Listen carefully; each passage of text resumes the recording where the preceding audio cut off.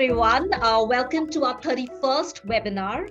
I'm NK Obi here on behalf of the Circle of Cleft Professionals.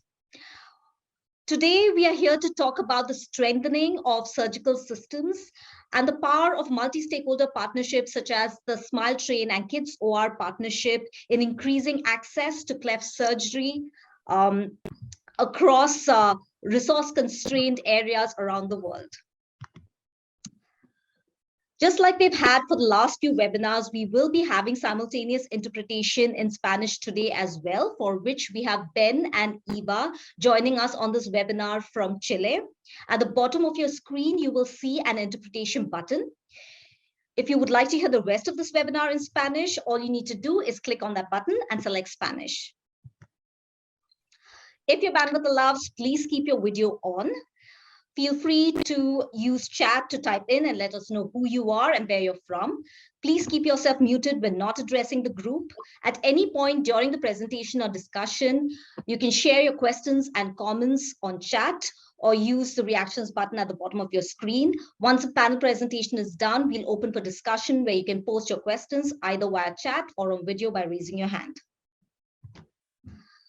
Our agenda for today, we will begin this 60-minute webinar with a short COCP update, followed by a panel presentation for roughly 30 minutes by Dr. Francis Tegete from Tanzania and NK Obi from Smile Train, which is then going to be followed by questions and discussion for the remainder of the webinar.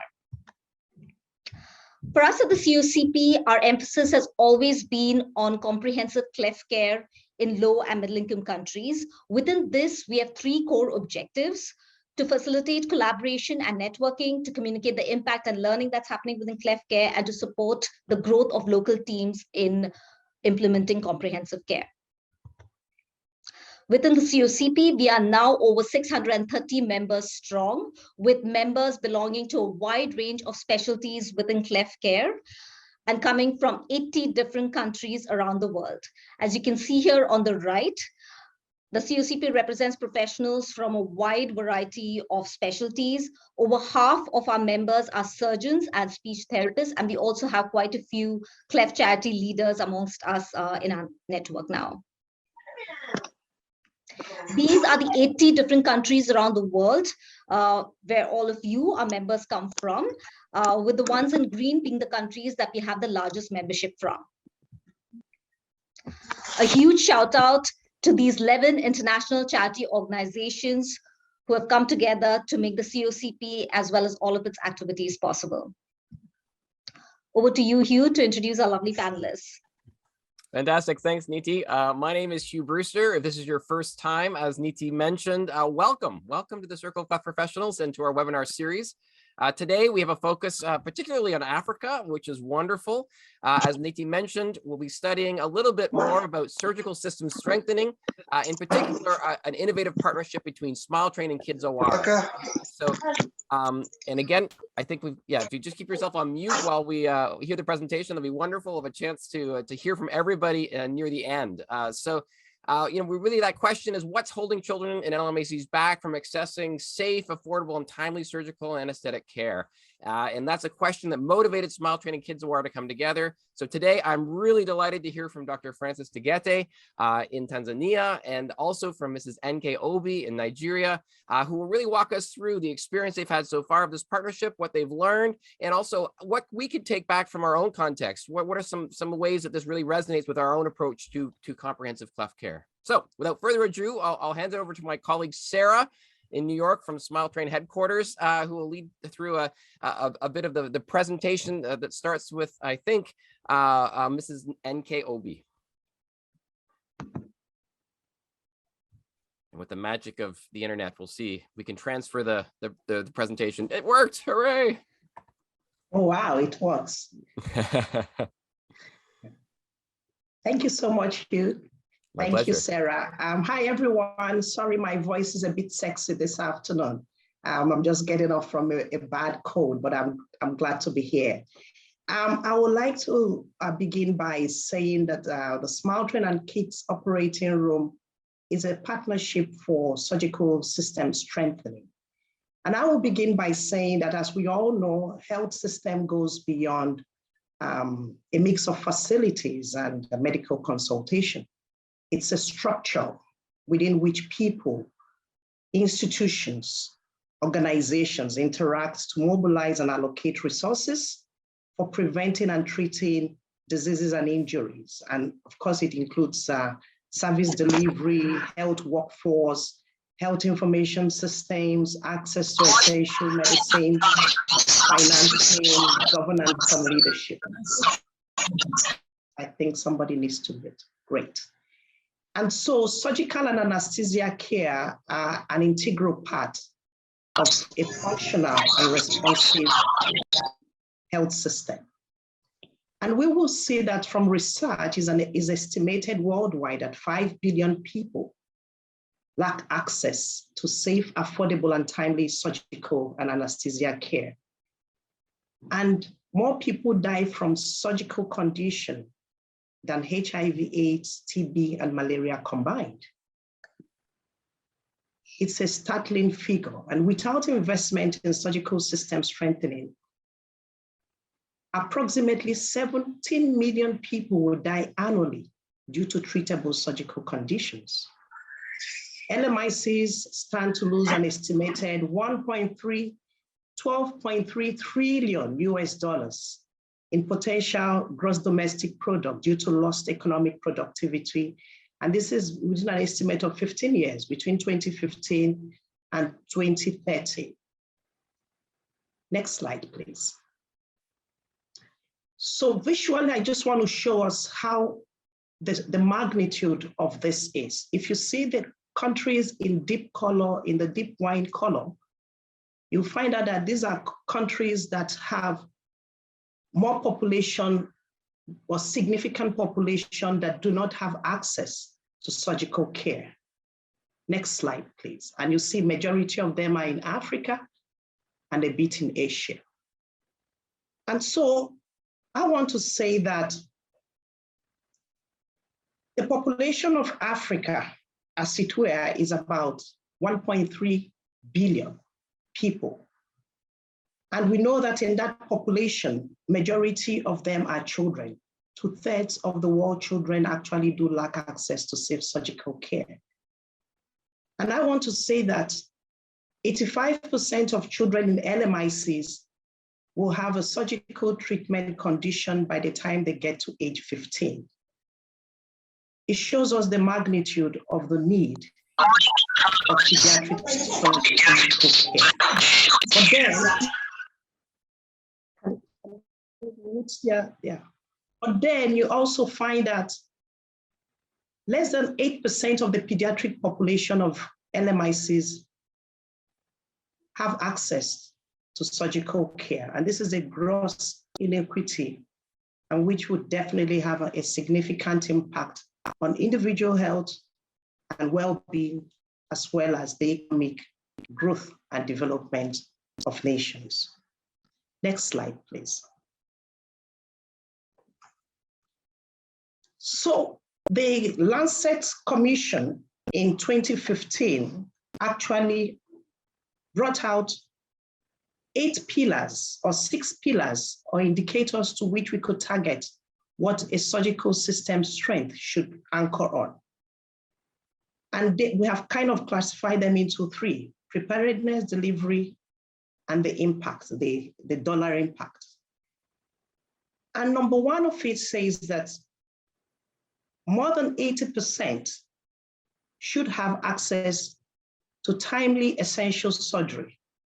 And this access should relate to within 2 hours, which they could gain access to a surgical facility, a surgical care facility. Number 2 is the workforce, the surgeon, anesthesia, obstetrician, SOI ratio, or the surgical workforce density says that at least in each country, there should be more than 20 SAOs per 100,000 population.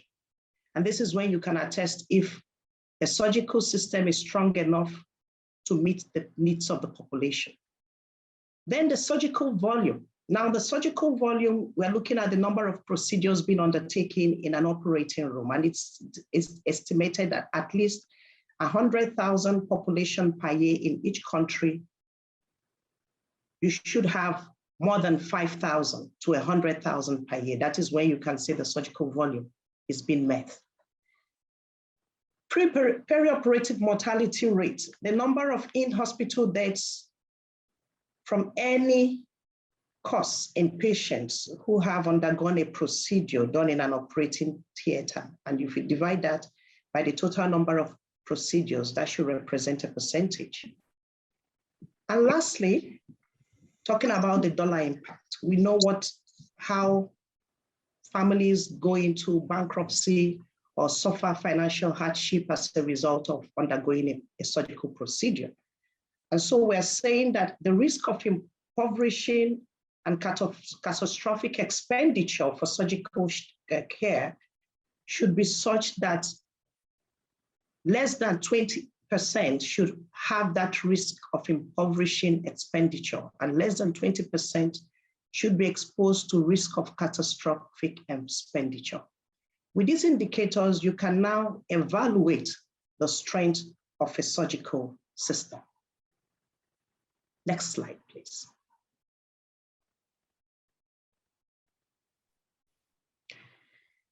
LMICs Africa, we have a lot of barriers, a lot of challenges. I always say there are many contributing factors, and we've just mentioned a few here: distance to treatment center as a result of poor roads, lack of transportation, and even the treatment centers themselves do lack equipment, functional surgical equipment to provide care. We also have the lack of local infrastructure generally and resources. I mean, in Africa, we are battling a lot with power infrastructure, water, and these are very essential ingredients in providing care within any hospital setting. Not to mention the lack of trained surgical workforce.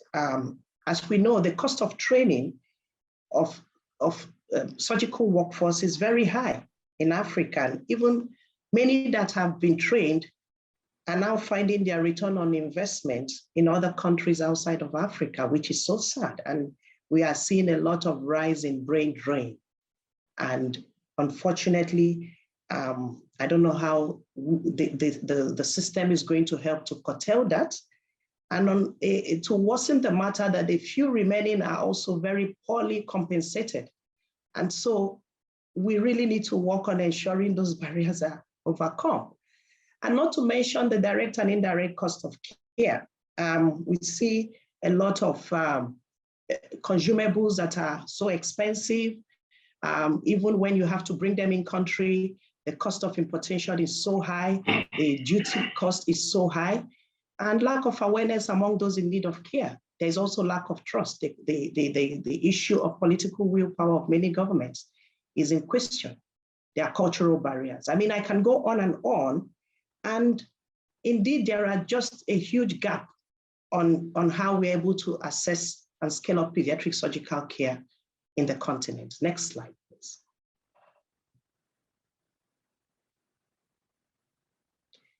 So I want to talk about Smile Train and KidsOR.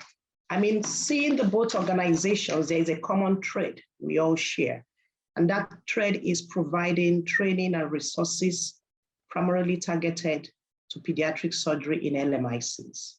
And so it's so natural for these two wonderful organizations to come together. Smile Train, we know, is today the world's largest cleft charity, focused purely on cleft, and our model has been proven to be the best.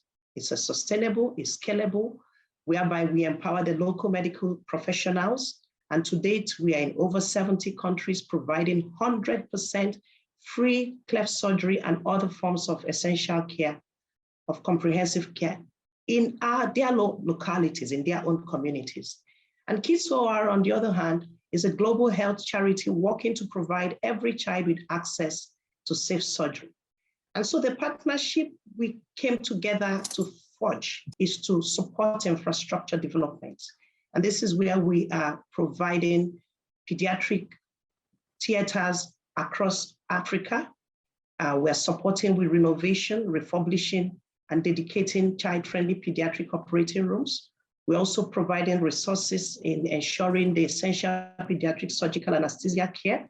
Equipment are maintained and are available.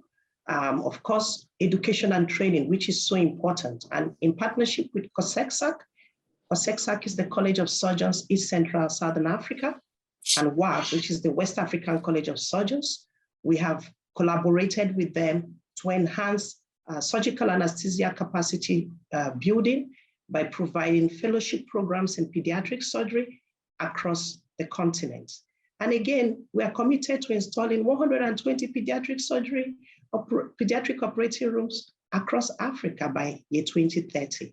This is huge. And this partnership was launched just in the wake of the pandemic, the COVID-19 pandemic.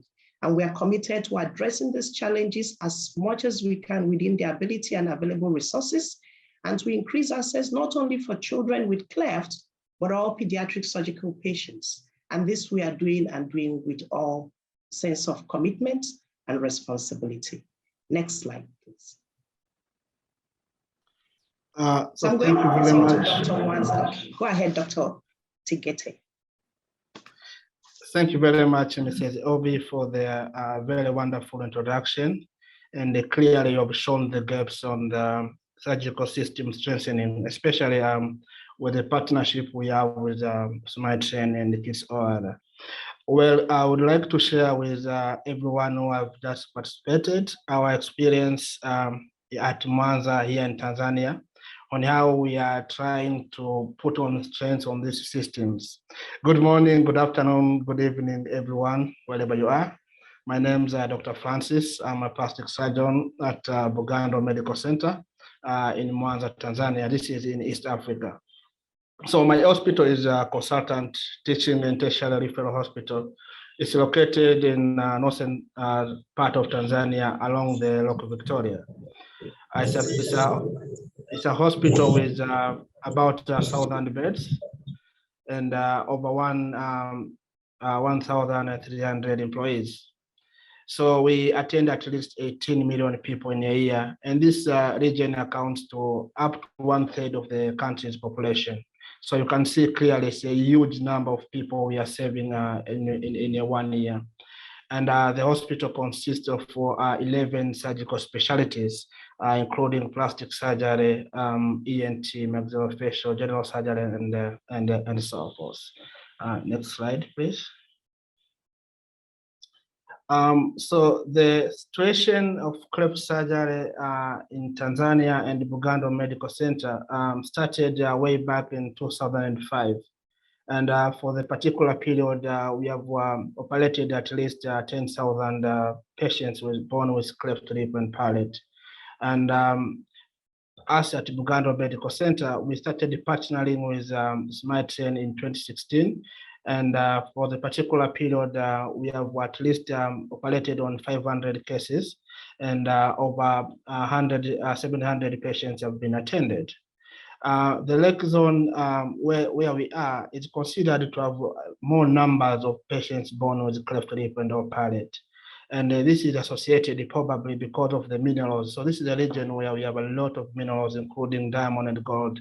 So there are several hypotheses thinking that because of the minerals, a number of children are born with congenital anomalies, including cleft lip and palate. So we think that there is room for us to go further for the research studies, trying to explore why we have a lot of patients in this region coming in with cleft lip and palate, as well as other congenital anomalies which are associated. Next slide, please. So as it was mentioned in the introduction, that we experience a huge socioeconomic burden among patients presenting with the cleft lip and palate in our region. And this including severe malnutrition, the long distance patients are seeking to get their cleft care, lack of skilled surgeons and the medical personnel who are involved in cleft care, as well as inadequate, well-established health facilities in this region, as well as the country in general. So because of this demand, we saw the need to introduce a comprehensive cleft care. keeping in mind that there are very few hospitals which have the capacity to do comprehensive cleft care, largely because of lack of the medical personnel. So we are lucky enough to have at least 15 people, medical professionals who can be involved in the cleft care. So we saw the demand and the need to help the patients who are in a huge trauma. And therefore, in 2021, we introduced a comprehensive cleft care in our hospital. And this is the only center in Tanzania that has comprehensive cleft care. So because of this, we first of all added on knowledge to the population that a cleft patient can be attended by a number of medical personnel who can improve the lives of these patients. So we have experienced that after introducing the comprehensive cleft care in our country, and particularly in our hospital, the number of patients has increased and also has added to the more quality of cleft care services that we are providing. And because of this, we have got the opportunity again now to start an ENT hearing pilot project, whereby we shall be intervening the hearing among the patients born with the cleft palate specifically. So as you can see on the picture, that is, our team is involved with the patients, starting from where they're coming from. So we have gone further to the point that we also approach or reach the people who are coming from very, very remote areas, sending our social workers and trying to reach them and give awareness that they being born with the cleft lip and or palate is something that can be treated. And if you get early intervention, a patient can grow up like anybody else. So including the nutritionist and the other members of the team, and we have a panel for discussion to try to improve on the cleft care services. Next slide.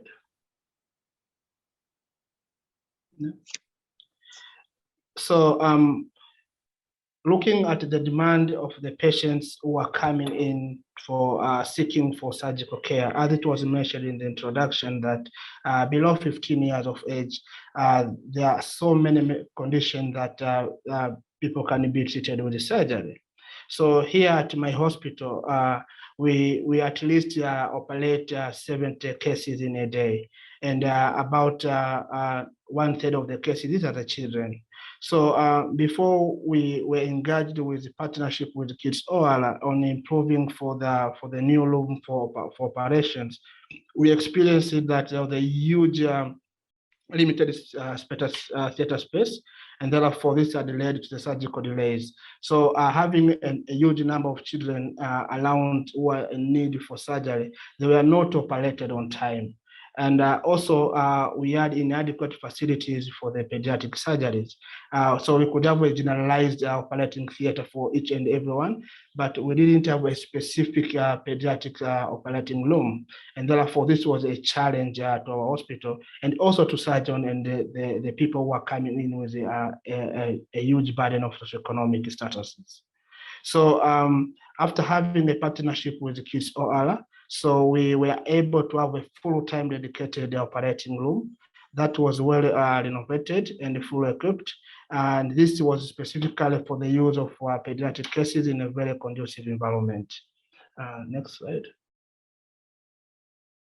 So in 2020, we started having the partnership. And so we added the hospital was good enough to provide a room, which was equipped and with a partnership and experts from Smart Train as well as KidsOR. So next. So over a period of 2020 to 2021, so the process and the artwork installation was done, and the theater was fully equipped with all the facilities that are needed. Next. And then we had an opportunity now to officially launch and commissioning these theaters.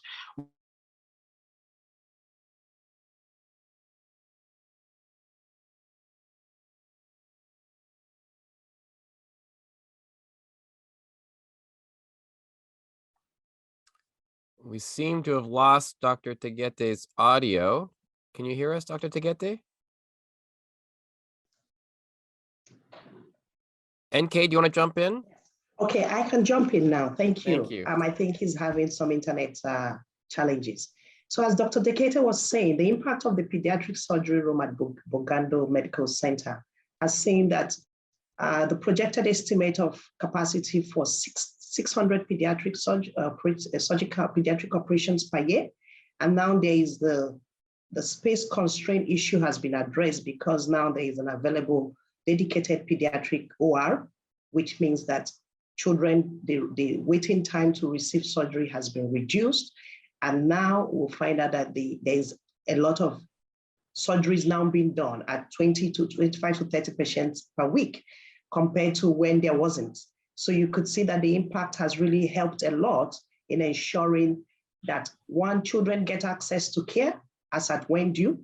Secondly, that the hospital now has facilities that are dedicated for pediatric surgery. I just want us to note that a child is not a young adult. So when we try to do surgeries using equipment or elements that are meant for adults and we force them on children, you know how unsafe that can be. And so we'll find out that the impact of this dedicated pediatric surgery OR has really helped. And also it provides a good platform for training. And I would like to mention that as we see this, I mean, I don't know how many of us have been opportune to see the ORs. It's beautiful. It's so amazing. It's so suiting compared to the typical ORs you see. You find beeping gadgets and children are so apprehensive, so worried, so anxious, even the parents. But I tell you, I wish I can go back to being a child to assess this facility because it's really so suiting. And I say it's actually the place where healing begins. And so the impact has really been magnificent. And for the surgeons who work in that space, it's so easy for them. It's so conducive compared to the past where they have to struggle. Now it's a lot easier. So next slide, please. Yes, this is very, very, very true. And I have to say that with the target that we have been given of 600 patients at least in a year, I think since we started, we have gone beyond that number already. So you can see that with the partnership we have with the Smart Sen and the KidsOR, equipping us with the new theater, that it has really changed the hard situation and the gaps we have. So we wish at least we could have more and more theaters like this. So I also have to quote this, that the access to surgical care in African countries, especially the low and the middle income countries, including the country where I am, is extremely limited. But having this established opportunity with KidsOR and Smart Sen we have right now has really improved on the quality of surgical care for the children in the continent. So I do believe that having more implementation and more investment to surgical care through new operating theaters, especially for children, can really improve on what we are doing, as well as especially on the area of training, that we need to train a lot of people. It's because of this that a number of patients with cleft lip and or palate do not have access to surgery because of limited surgeons around the continent at large. Thank you. Next, please.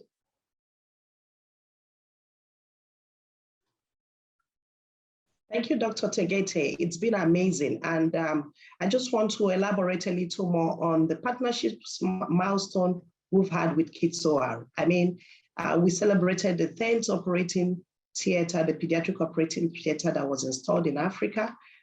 Is still a drop in the ocean, but we know that is the beginning of greater things to come. I also want to mention that, as we can see, the work is still enormous.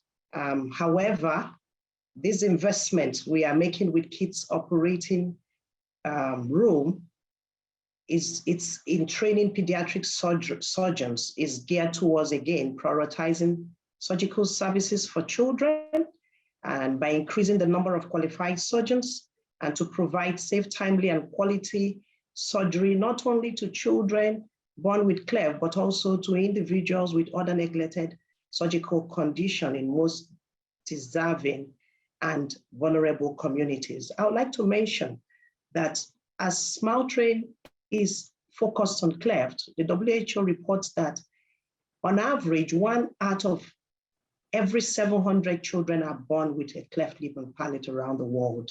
And we estimate that more than 40,000 babies are born annually with cleft in Africa. And now this does not include the backlog of adults with cleft.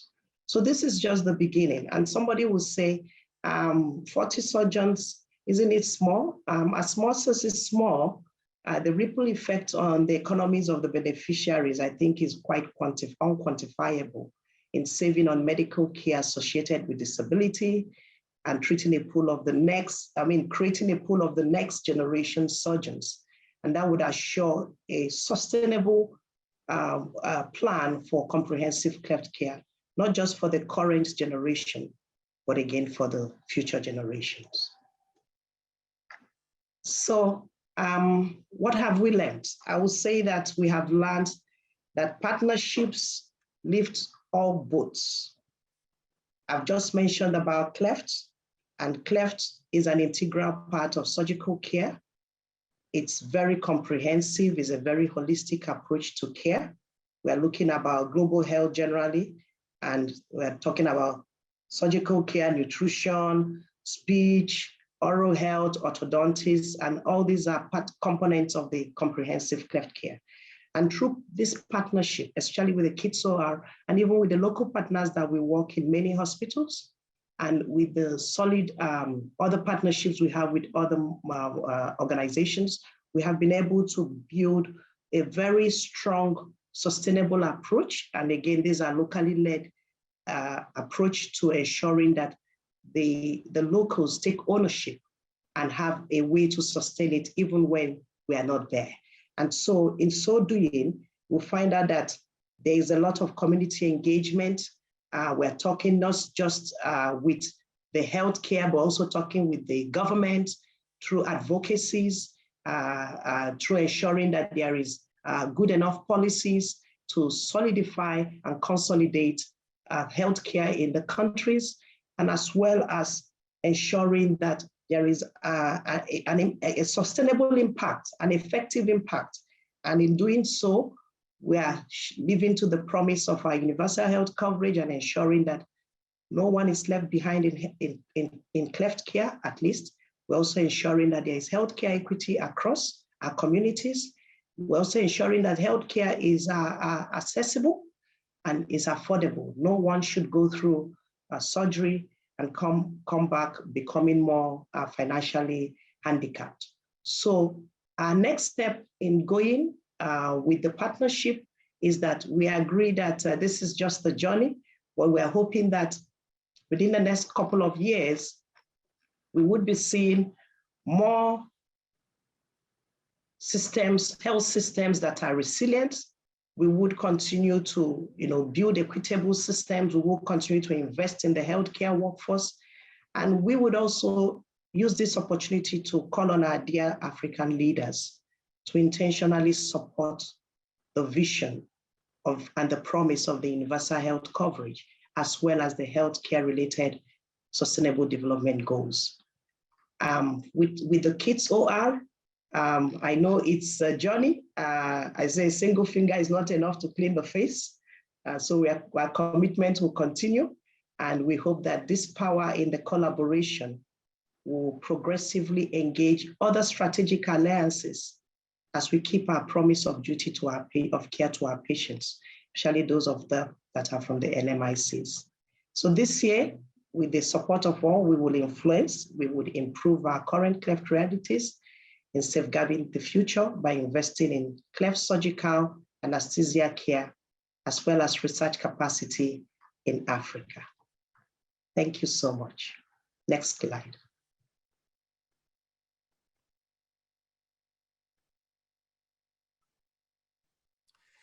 Fantastic. Thank you so much, NK. Thank you so much, Dr. Tegete. There was lots to cover there, some really important lessons learned, I think, as well. And we have a very large turnout. So for anyone who's thinking they had a question that came up, we have a couple options now. You can either post that directly in the chat.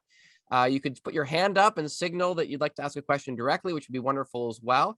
But we do want to spend the next 20 minutes or so hearing a little bit more about this experience, what occurred to you, and how you might be thinking about you can apply some of the lessons learned in your own context. So feel free to get involved, and let's put our guests, our valued guests, to work with some more thinking and some more responses. I think I'll kick us off a little bit. Dr. Tegete, you mentioned that about a third of the typical caseload for pediatric surgery was cleft. Can you say a little bit more about that balance of using this new pediatric OR for cleft cases versus not? How do you work out some of those, there's still a limited amount of resources, a huge amount of demand. How do you work out the division between cleft care or other kinds of cases that are deserving of that pediatric or operating room? Oh, you're still on mute. I'll just invite you to unmute yourself. Yeah, thank you very much for the wonderful question. Actually, we operate generally in our main operating theater about 70 cases in a day. And about 1/3 of these cases are children. And because you can see now there was a huge number of children who are on the waiting list to undergo surgeries.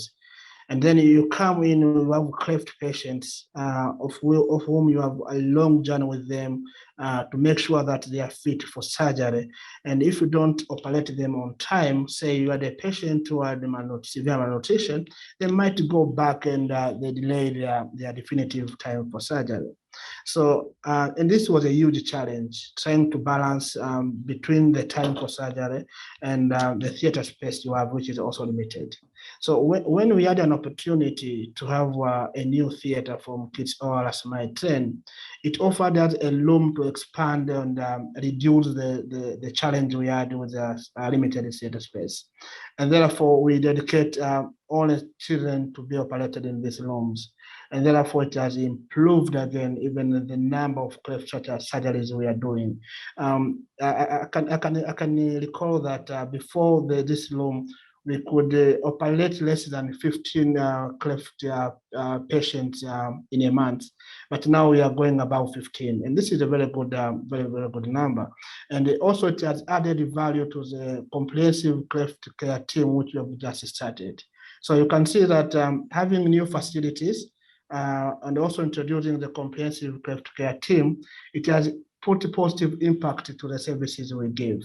So actually, they all line together, that you get a new facilities, you get a new space, you improve on your team, and then you get good results. Thank you, Dr. Tegete. So really moving in on what we all know and hear is that the timeliness of surgery being so important, those long-term comprehensive cleft care outcomes that you spoke of. NK, for you, I mean, KidsOR's mandate is well beyond cleft. We know Smile Train is focused on cleft.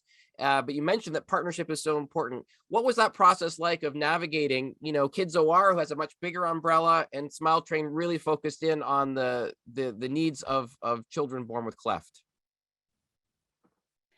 Well, like I mentioned, thank you, Hugh. Like I mentioned in my presentation, I said both organizations' model have a common thread, and that thread is that we provide training and resources primarily targeted pediatric surgery in LMICs. And it's only natural that, like I mentioned earlier, cleft is a component of surgical care. As KidsOR is refurbishing, dedicating spaces for pediatric surgery, it's just natural to have that synergy with them. And so our collaboration, what it has done is that it has seen a drastic transformation to the look and feel of ORs. I mentioned earlier that a typical OR can be very unsettling, much more an adult, much more a child, and a child is not a young adult. So if a child gets into a typical OR, the fear, the anxiety is usually high. But with the the look and feel we have in the remodeled pediatric OR in our collaboration with KidsOR is such that you'll find very colorful artistic impressions, balloons, characters, cartoon characters on the wall. And it's so soothing. I mean, the children don't even feel that they are going in for a procedure. And so you'll find out that even psychosocially, psychologically, it's bringing a lot of, impact on anybody, particularly children going through surgery. And not only to the children, even to their mothers, because when they get into that space, they're also at ease to have their children or their child going for surgery. So the partnership with KidsOR has brought this to bear. And we know that it's really helping a lot to, again, just like Dr. Tegete said, give access to care, make sure that there are the late presentation is canceled or reduced, and then also make sure that there is enough space. The waiting list is reduced as well, and there is a good enough dedicated bespoke space for children to go through their surgical care. So that is what the collaboration is. So finding that common ground between the two organizations and understanding that as that timeliness of the care increases for Cleft, that makes great outcomes for them, but also for other patients with other conditions. That, obviously there's a benefit that Dr. Tagette talked about as well. That's very helpful. Absolutely. Now, Dr.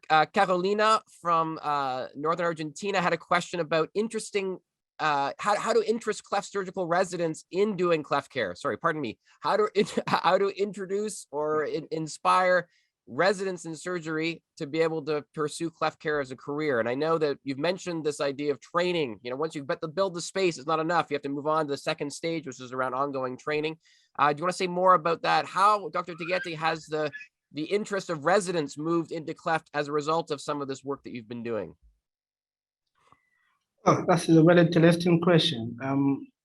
I think the beauty of Cleft surgery, you see the results immediately.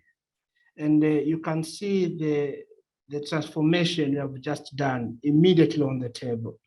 And this inspires a lot of people. And even we surgeons, we become so happy when we see our final results.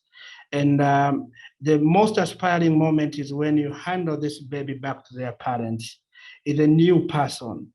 Not only that, training residents is an art of giving aspiration to become what they want to become. So you need to go with them slowly, showing them how important to change people's life. And again, taking the meticulous procedures of doing cleft lip or palate. And on this way, engaging them to the comprehensive cleft care, showing them how we cooperate together to help a single individual with the cleft lip or palate. This started their journey of learning and becoming the surgeons they want. So I can say that cleft surgery itself is inspiring art to do, and it inspires the students before you start engaging yourself and do the theory of the cleft care itself.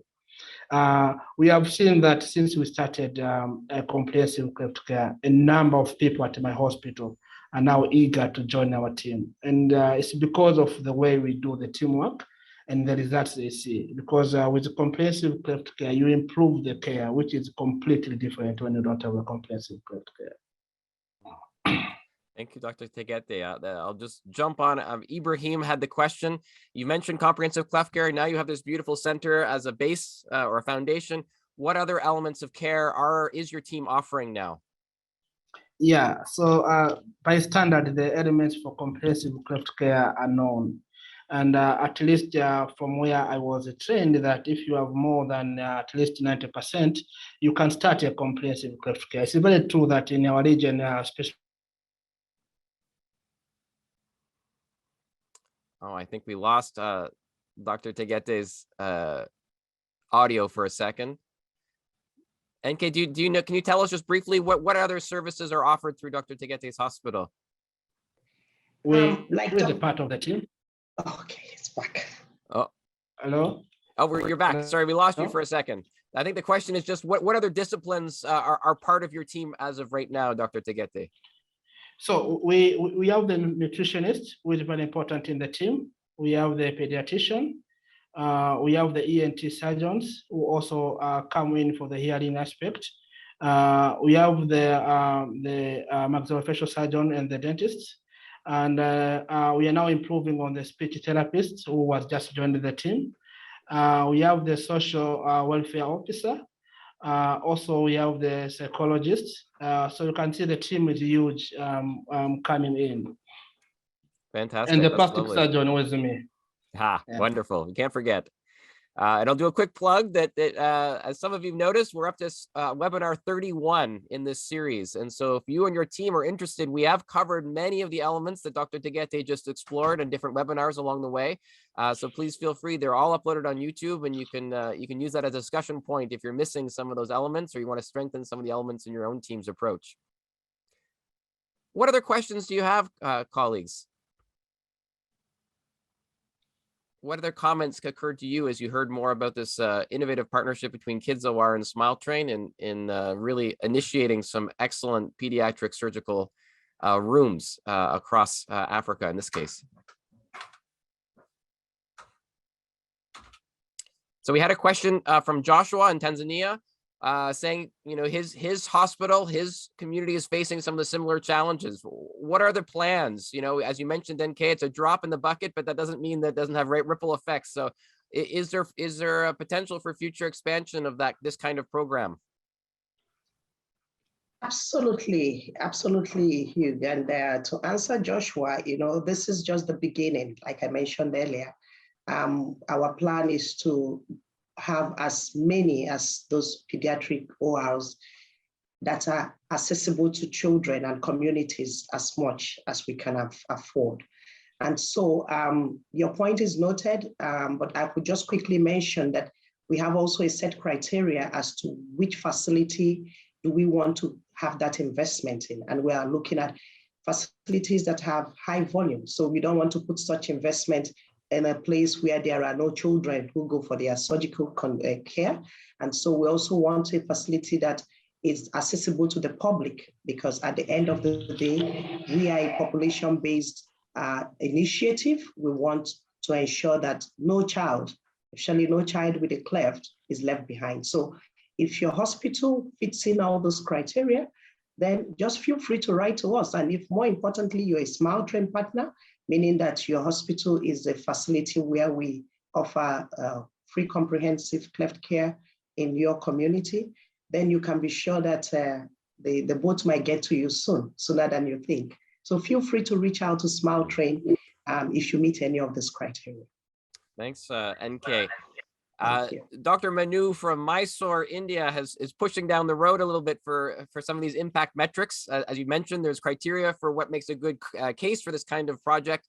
And then down the road, he's asking, have you seen any impact already in terms of, you know, the decrease in the age of primary surgery, a decrease in complications? How does this kind of setup allow you to do more evidence-informed monitoring of cases? And I'll leave either of you to comment on that. Excellent question.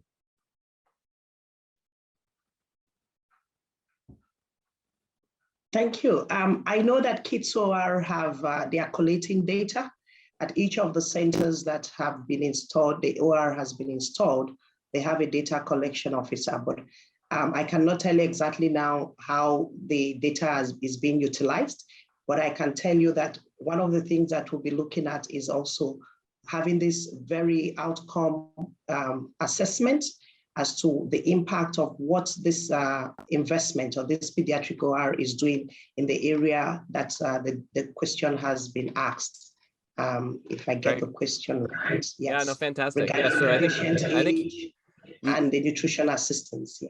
Perfect. Yes, and I think Dr. Tagette is already mentioning, you know, the number of cases that they can be treated. Obviously, that's already been an impact. But I think, you know, this community is looking further down the road also and saying, how can we keep building the case, you know, that this kind of investment actually leads to better outcomes, you know, down the road. So thank you, Dr. Manu.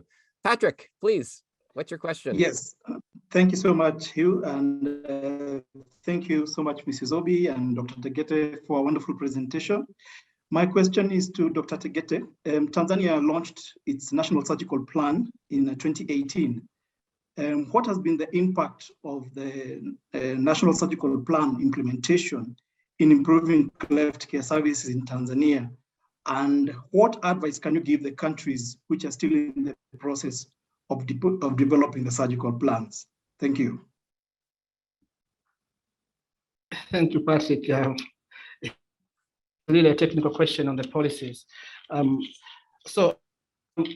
the country, on the surgical plan, it is on the policies which are put forward, which is a bit too technical to get to the data of AIDS. But what I can say is that there's a lot to be done in Tanzania to improve on the quality care of cleft surgeries and cleft care as a whole. Generally, to speak is we still lag behind on the awareness pertaining cleft lip and palate, and broadly is a complications that are coming up with cleft lip and palate, starting from the family level, whereby we experience a lot of families having divorces because the children are born with a cleft.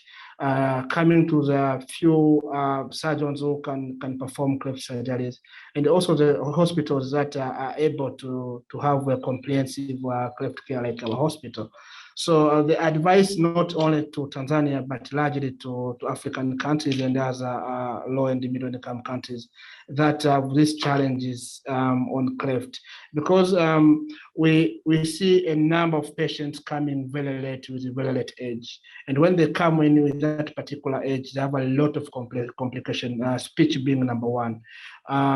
So we have a long way to go down to the family level and raise awareness that if you come early, there's no harm. All these children who are born with cleft lip and palate can be operated on time, and they will have a normal life like anybody else. So my message today is that we have a duty to increase awareness, and we have a duty to improve on the facilities that can help the people in need. So if you ask me more, I think we need to disseminate the so-called comprehensive cleft care across the country, across the continent, so that many hospitals can be able to do this. It is not normal to find a clinical psychologist engaged in cleft care, but as I said before, the social complications among the families is too much huge. So bringing up such people is new to our healthcare, and therefore it's our duty now as the leaders and pioneers to go further and provide this information. I think it's possible, and through that we can also push the policymakers to make a change. Thank you, Dr. Tegete. And Patrick, thank you. That's an excellent question. I mean, again, this is a bit of a data point for making the case to governments, ministries of health, et cetera, of the impact that this kind of investment can have, whether it's through external partners like Smile Train and KidsOR, or whether internal funds, the government decides to invest in this pediatric overhaul. What are the outcomes? What is the connection to this plan that might be in place, such as in place like Tanzania? And there's lots that all of us can learn from how that interacts and how those metrics are pushed forward through this kind of partnership. So I thank you for raising that. I think that was a wonderful question and thing to be considering. There's a question from Silverio in Spanish, again, that's again saying, how are you using, is there anything specific you can offer around beyond this brand new overhauled OR center to really entice residents to focus on cleft? And Dr. Tagette, I think you've come up with a couple of good points around the how easily it is to view. And I think you're also making the point that saying for residents who are really interested in a team-based approach, comprehensive cleft care offers that ability as a surgeon to really be part of a well-functioning team that looks for holistic development. Is there anything else that you can offer in terms of that connection between residents and choosing to specialize in cleft? Yes, let me come in here at this point, Hugh. I'm sure that maybe this is also a neat platform to inform us about the fellowship program the Smile Train is offering in collaboration with the surgical colleges, that's the COSEXAC and the West African College of Surgeons. Through the KidsOR partnership, we are giving pediatric surgery fellowship. And after the post-fellowship, Smile Train is giving them funding to go into a post-fellowship in cleft surgery certification. And so that there's an opportunity that they get funding to go through that program. And it's just an 8 months program. And they're going to specialize, to subspecialize specialize in cleft after the fellowship as pediatric surgeon. So that is available, and I'm sure it's much enough motivation for anyone who wants to get to know more about cleft surgery, that after their fellowship in pediatric surgery, I'm also aware that we have a plastic surgery fellowship with the University of Nairobi, and then we have the post-fellowship cleft certification with the West African College of Surgeons. So it's all there if you are a surgeon who is operating within the space of cleft, and it cuts across plastic surgeons, maxillofacial, oral maxillofacial surgeons, ENT surgeons, pediatric surgeons. We're here to support. We're here to make sure that you get empowered, you get the necessary capacity to offer surgical care in your own community. So it's there. Thank you. Thank you, NK. And that is part of your 3 points of your takeaway. One is around, the partnership element, the second around community engagement, and the third is around, tying in this kind of investment into ongoing training. And so it's lovely to see that both parties of this partnership have really embraced that third element as well. The one element we haven't heard much about, and it's probably just we're down to our last question, is a little bit more about the community engagement. What does that process look like of establishing, what do you mean by engaging the community when it comes to this kind of renovation of a pediatric OR room? What does that look like? Yeah, I would say that, in the past, we have had many attempts, many efforts in ensuring that we strengthen health systems. And this was what brought up the universal health coverage. And again, the health-related sustainable development goals. But we also recognize the fact that in achieving UHC and the health-related SDG, there is a new policy which came out from the World Health Assembly mandating countries to set up their national surgical plans, which is the NSOP. And I just want to add that the NSOP, we have started implementing NSOP in Nigeria through the support of Smile Train. And one of the things that the NSOP has helped us to do is again to reinforce that community engagement. And I'm talking about a multi-sector partnership. Now, the government is involved because with the NSOP, you ensure that policies are driven from evidence-based protocols or evidence-based solutions. So it's not in the past that things are just done, or you just wake up and you feel, oh, we need to do this, and then you just set up a policy. But right now, this policy is being driven from research. And research, the things that drive research is data. And so what the Smile Train has helped in implementing NSOP in Nigeria is to establish the first ever cleft registry in Africa. And so with this cleft registry now, research work is going on to, of course, help establish treatment protocols that are evidence-based, to help with the resource allocation, to help with the healthcare budget planning, and generally to optimize resources. So what in essence the community engagement requires is that we need to have local institutions, we need to have government institutions, we need to have policymakers, we also need to have clinicians, because they will have to bring forward those protocols that have been proven to be effective and efficient. And then we need to embed them in the health plan of countries, because at the end of the day, we want to make sure we don't just treat, but we treat with a result, with a focus of making positive impact. Thank you. That's very insightful, NK. Well, our time is almost done. We've had a very active engagement and a large participation. Niti, can we just show the last slide briefly? We always end on time here. We do have another webinar coming up, which we want to let you know about. It'll be happening next month in March. And again, from some colleagues in Smile Train who come a totally different approach, looking at global health through art. And then before we let you go, we have just a couple questions to think about. And I think for me, one of the things that really stood out, we want you to take a second before we go, Niti, just to the questions for discussion or thinking about. Perfect. Yeah, I think this idea of that these kinds of OR partnerships, et cetera, don't just drop from the sky. I think we've heard from both the questions as well as from our two excellent presenters this idea that it has to be rooted in evidence, and what is the impact, and how can we show the impact of this kind of investment on the long-term development of countries in terms of their own surgical protocols, but also in terms of the outcomes for children and families having a full rehabilitation from cleft. And so that's something I'm going to take away, but I'd like you to think about, what's going to be discussion is going to be compelling for you. Is there something you can apply in your own context in terms of building that evidence base or that data? And where will you go from here? And again, this webinar will be uploaded to YouTube shortly. If you have a colleague who might have missed it and would benefit from this, it will be accessible, and we love to hear your comments on that as well.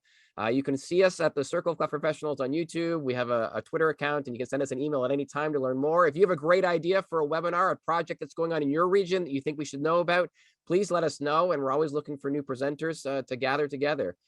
So a warm thank you to Dr. Tagette, to Mrs. NK for your really thoughtful work. Thanks, Sarah, for driving the PowerPoint from New York. And again, we'll see you next time. Thank you so much.